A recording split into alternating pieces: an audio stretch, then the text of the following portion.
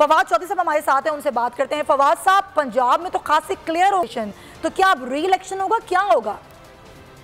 देखो जी, सिचुएशन तो क्लियर होगी थी जिस दिन सुप्रीम कोर्ट ने फैसला दिया था उसी दिन। अब ये रीइटरेट हुआ है। इशू ये होता है कि केसेस हैं उनमें कुछ ट्रेडिशंस भी चलती हैं कि सिर्फ 100% हम टैक्स पे नहीं चल रहे होते।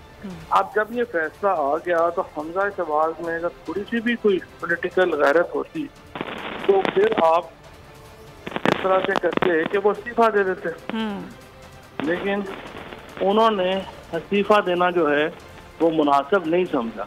और अब ये सिर्फ पॉलिटिकल कंक्लूजन हमने देखना है कि ये पॉलिटिकल कंक्लूजन जो है ये कॉन्स्टिट्यूशनल कब होता है, और उसको सिर्फ ये लंबा कर रहे हैं ये करके। इसके अलावा तो इसमें कुछ नहीं। इस्तीफा दे फौरन। फवाद साहब, कोई राब्ते वगैरह हो रहे हैं, कुछ पता चल रहा है? फिर इलेक्शन की डेट आ जाएगी जल्दी, क्योंकि आज तो लॉन्ग मार्च का भी ऐलान होने जा रहा है। आज इमरान खान साहब कर देंगे मुमकिन तौर पर मुल्तान के जलसे में। इलेक्शंस में अब शुरू हो गए हैं डिबेट। हाँ, लेट्स सी कि कब तक है।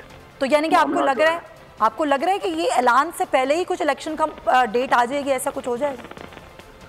अब देखते हैं जी, कोशिश तो अकल तो यही कहती है कि आज आनी चाहिए। हाँ, लेकिन अगर नहीं आती तो फिर जाहिर है मार्च तो होना ही है। तो क्या स्ट्रेटेजी क्या है वैसे फवाद साहब आप लोगों की मार्च की? स्ट्रेटजी तो बता दी थी, सारी दुनिया सारा पाकिस्तान मार्च करेगा इस्लामाबाद की तरफ। हाँ। लाखों लोग होंगे इंशाल्लाह। और अगर कोई इस मार्च को रोकने की कोशिश की हुकूमत ने तो क्या हिकमत अमली होगी? लोगों को कौन रोक सकता है? कभी खल्के खुदा को भी तो रोक सकता है। हाँ फवाद साहब, अब ये पंजाब की जो सूरत हाल है, आपको लगता है कि आईनी बहरान टल गया यहाँ का?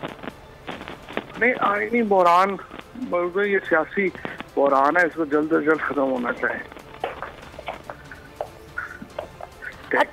अच्छा, बड़ी पेचीदा सी नंबर गेम हो गई है। फवाद चौधरी साहब हमारे साथ मौजूद हैं, ठीक है। सब्सक्राइब करें और बेल दबाएं ताकि कोई खबर रह न जाए।